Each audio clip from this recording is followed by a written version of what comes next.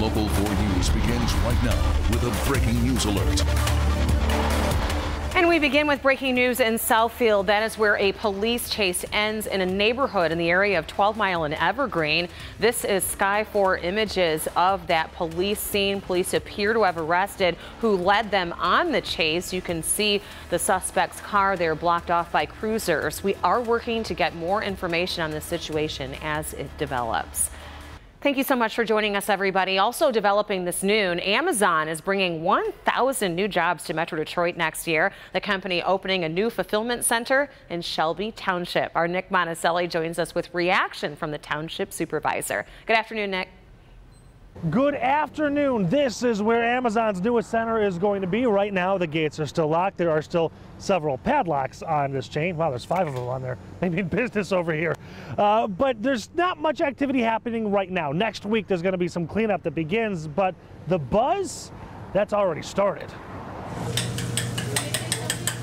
I think it's wonderful. That's good for the economy. If you walk into almost any hangout spot in Shelby Township, today's Amazon announcement is the topic of conversation. There was a lot of people that worked at that place that lost their jobs. In fact, this group of retirees retired from the Vistion plant, which is now torn down and will be home to Amazon's newest fulfillment center.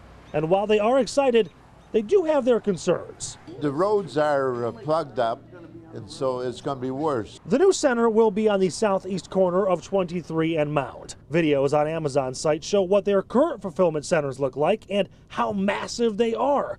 The one in Shelby will be 1 million square feet. And the best part, 1,000 new full-time jobs are coming too. There are about 1,000 new jobs at $30,000 per employee, plus benefits, and then there are going to be 60 managers at $60,000 per employee plus benefits. And aside from the job growth, the township is looking forward to the ripple effect that a big company like Amazon can have.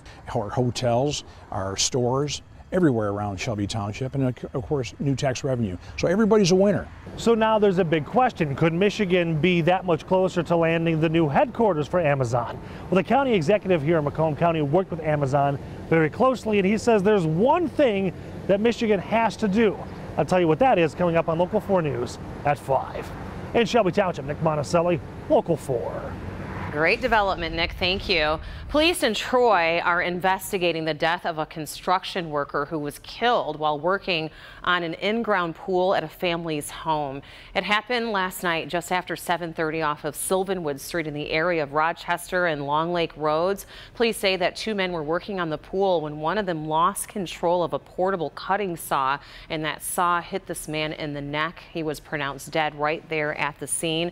The victim was 39 years old, a man from Canton Township. His name has not yet been released. This afternoon, we are also expecting to learn more about a 30-year-old man charged in a major counterfeit operation. Take a look. This is just some of the money that the man was trying to pass off as real in the Ann Arbor area. The bust happened after the man tried to pass a fake bill at a gas station. Investigators caught up with him at a hotel where they also found all of this, several dozen counterfeit credit and gift cards and numerous fake driver's license. He is going to be arraigned today. Let's get over to Brandon and talk about the sunshine coming out and how we're looking temperature-wise for the afternoon. I just wanted to look. That was beautiful. Yeah, it is. Good looking sky over us after an interesting morning where we had some real soupy fog, Washtenaw, Lenawee, Livingston counties, and southern Ontario to the east of us had some light rain showers. All of it just an increase in humidity from Irma, but that was about all she brought us. Not a whole lot of activity, and now we're seeing just a little bit of cloud cover coming into play, just a little bit. Plenty of blue skies coming and going as well. There's Irma. What is left of her, and the counterclockwise spin around this low drags the clouds over southern Ontario and into our neck of the woods, on and off throughout the day, but generally this system is pulling away, and so we're not worried about any significant rains or anything. In fact, just a mix of sun and clouds. 69 now. Yes, Tigers back at home. Afternoon baseball as is usual on a Thursday. 73 at 2 o'clock, 76 degrees, your afternoon high temperature. We're just getting started, Rhonda, into the weekend, tracking 80s ahead. Oh, we are looking forward to that, Brandon. Thank you. New at noon, we are learning the mother who crashed into a tree with her 2 children in the car was driving on a suspended driver's license, and the mother is also accused of driving drunk when she hit that tree on Detroit's east side last night. The children remain in the hospital. The 8-year-old is listed in stable condition, while the 12-year-old is listed in critical condition. Also developing, police remain searching for a man who opened fire on officers working off duty last night on Detroit's east side. They were sitting in an unmarked vehicle conducting stolen vehicle operations surveillance when shots were fired at that car. The officers fired back at the shooter, potentially injuring him. Police are now searching local hospitals to find him, but thankfully none of those officers were injured. As the cleanup continues in Florida, so does the investigation into the deaths of 8 people, 8 seniors at a South Florida nursing home. Gabe Gutierrez joins us from Hollywood, Florida, where those 8 residents died in extreme hot conditions after the air conditioning went out following Hurricane Irma and the power outage. This morning, loved ones demanding answers, still reeling from the deaths of 8 senior citizens and the evacuation of 158 more after they were found inside a sweltering Florida nursing home. It felt like 110, 115 degrees in there. Now, a criminal investigation is underway to determine what happened at the rehabilitation center at Hollywood Hills, where a transformer powering the air conditioning was knocked out in the wake of Hurricane Irma. In a statement, the facility's administrator saying we are fully cooperating with authorities to figure out what went wrong, saying workers, quote, diligently prepared for the impact of Hurricane Irma, and adding the center immediately contacted Florida Power and Light, and our staff continually checked on the residents' well-being. The city's mayor not buying it. There was human failure. Human failure on the part of the medical staff supervising these folks to not sound the alarm much more broadly, much more loudly, way earlier. Across the state, a massive cleanup is underway. More than 4 million homes still without power. In the hardest hit areas, the road to recovery may be long. Basic supplies like food, water, and fuel hard to come by. Military choppers touching down in Key West to help. Oh man, I was so thirsty. Thank God for the Army. And on devastated Caribbean islands like St. Martin, the desperation is mounting. The city of Hollywood has inspected 42 other assisted living facilities to check for similar issues. A smaller one was evacuated yesterday, so was another larger one in nearby North Miami Beach. About 150 of the state's nearly 700 nursing homes are still without full power. Gabe Gutierrez, NBC News, Hollywood, Florida. Such a tragedy. Thank you. President Trump and his wife touched down in Naples, Florida to meet with first responders and to survey the damage left by Hurricane Irma. The president, along with the First Lady and Vice President Mike Pence, along with Naples, the president will also visit Fort Myers as well. The trip will be the president's 3rd in 2 weeks related to hurricane response. President Trump is also disputing claims by top Democrats today that a deal has been reached on the DACA legislation, but did say this morning that a deal is getting close. You have 800,000 young people brought here, no fault of their own. So we're working on a plan. We'll see how it works out. But we're going to get massive border security as part of that. And I think something can happen. We'll see what happens, but something will happen. The president also said that Republican congressional leaders are also on board with the potential DACA deal. Still ahead here on Local 4 News at noon, actress and singer Selena Gomez reveals that she had a secret kidney transplant recently, and now the singer is sharing her story and how her best friend saved her life. A controversial sign leads to 4 baseball fans being ejected in Boston, what the sign said and how the Red Sox organization is responding. But first, a teenager is in custody now after opening fire inside of his high school, killing 1 student. What we're learning about the accused gunman and what happened after shots were fired in that school.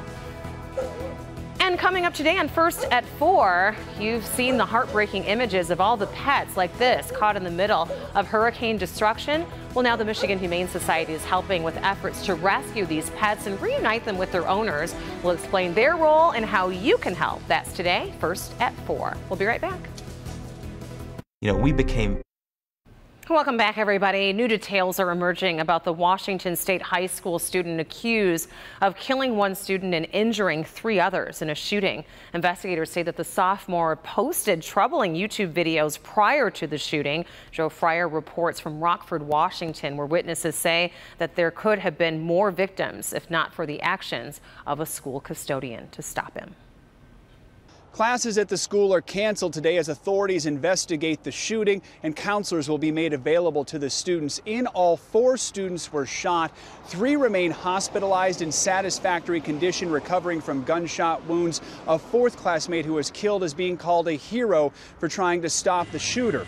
It all happened yesterday morning at Freeman High School near Spokane. The sheriff says a student showed up armed. His first gun jammed, so he pulled out a second gun, shooting and killing one student who tried to confront the suspect before injuring the 3 others. Authorities say a custodian eventually intervened and ordered the suspect to surrender before he was arrested by a deputy. The suspect has not yet been identified by authorities. Friends of the alleged shooter say he had been recently watching documentaries on school shootings. Just one day before this shooting, the school held a lockdown drill to prepare for this very situation. Officials say that may have helped save a number of lives. Joe Fryer, NBC News, Rockford, Washington.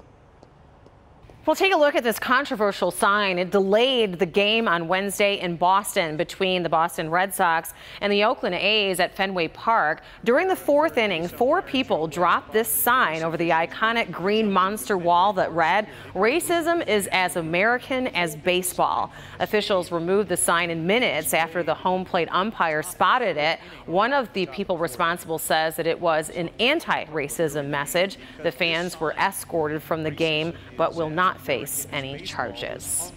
And it's been a big year for singer and actress Selena Gomez, but very few people knew of the very personal health battle that she was going through.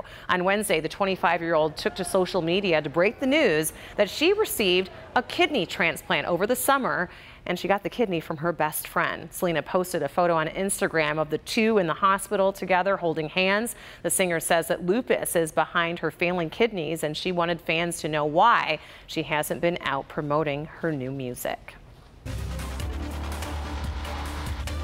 Breaking news right now in Warren. That is where there are reports of a big fire. This is on westbound 12 Mile near Mound Road. You can see Sky4 over the scene of what's left of a semi-truck that has been scorched by flames. We are working to learn more about the cause of the fire and if anyone has been injured.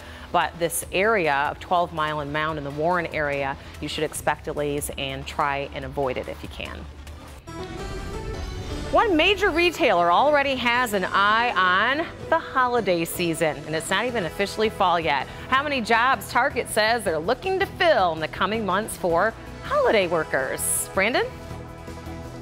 I have the opposite kind of news for you in the forecast. We are mild today, but tracking 80s. We're the anti-Christmas weather coming your way for the weekend. We'll have you covered next. It's fall.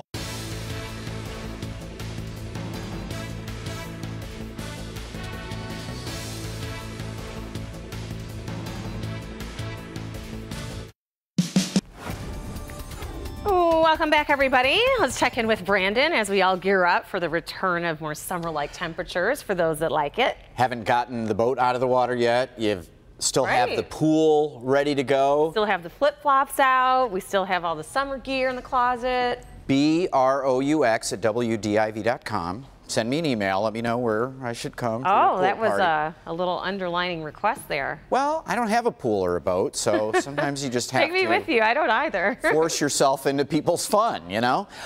Good afternoon. It's Thursday, or as we like to say on Local 4 News today, Friday Eve. 69 at Metro, Ann Arbor 72, 71 in Pontiac, and we've been having trouble in our south zone in Adrian with getting our numbers there, but things are warming up nicely as we look at your allergy report. Our good friends at Lakeshore ENT tell us that the mold counts are high. The pigweed is in the, this is all kinds of weeds actually, is in the moderate category, and ragweed is low, but still enough of a combination explanation for sniffling and sneezing to be, I guess, understood. It's not okay, but it is something we have to deal with. An afternoon baseball game. Wish it meant more, but it's always fun to have baseball September when the weather's nice here at Comerica Park. The Tigers and White Sox going at it, and temperatures right now 69, tailgating on our way to about 76 degrees for an afternoon high with a nice mix of sun and clouds. 75 is average, so we're getting above that. We were yesterday, and as we head into the weekend, we've been teasing those 80s. They are coming. 59 overnight. Look for more patchy, dense fog in spots early Friday morning. As we have just enough moisture getting at us from Irma, which is now over New York, but the counterclockwise flow is spinning clouds back our way. Just enough moisture where we keep that threat or chance for fog again Friday morning, maybe even Saturday morning before we start to clear things out. Don't have really much going on. The model's trying to throw a shower at us, but we are not buying into that. We are looking at Jose, which is now a tropical storm, down from a Category 1, 70-mile-an-hour winds, but this thing, a slow go, will likely become a Category 1 again as we head into tomorrow, right in between Bermuda and the U.S. coast, and creating riptide problems in the mid-Atlantic states over the weekend, but it would be early next week that maybe it hits parts of New England and up into Canada. Keep an eye on it, but right now, no huge threat other than the shipping lanes. Back here again, it's 76 today. Tomorrow we're at 80. Low 80s Saturday, Sunday. Just a beautiful thing here. We will get some clouds coming and going, but plenty of sunshine. Don't forget the sunscreen at the Big House Saturday, and we'll see you Sunday morning at the JDRF 1 walk at Milliken State Park at 9:30. We're walking to cure diabetes. Myself, my son, both T1D, Rhonda, will be out there in full force. All right, sounds good, and a beautiful morning for a walk too, Brandon. Target is going on a hiring spree for the holidays. The retail giant plans to hire 100,000 seasonal workers across the country this year to help with the busy holiday season.